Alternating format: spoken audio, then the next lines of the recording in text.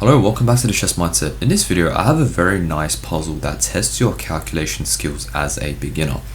So this one is going to be white to move, and the pawns for white are going up the board, whereas for black, they're going down the board.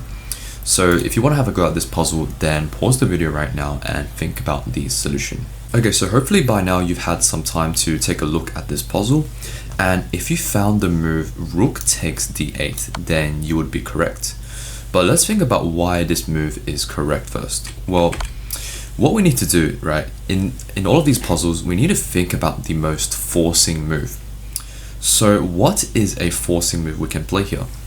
Well, notice we have a queen. Now, if we take this rook with the queen, and after bishop takes, and we take, right, and king has no squares, well, we can go here, but then we just take the rook.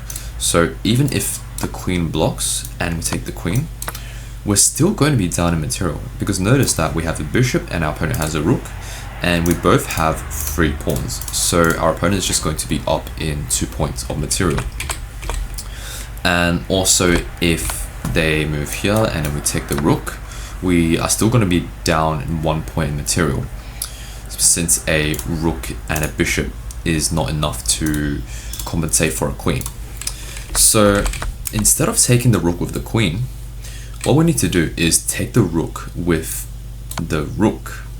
And here's why this makes everything different. Because now after the bishop takes and we take, notice that before, right, if this was a rook, then the opponent can move their king to e7. But because this is now a queen, our opponent has to move their queen to block. And now we have this very nice move, bishop to b4. And what this does is basically we give a check to the king, right? And notice this queen is pinned, right? Because our queen is pinning this queen.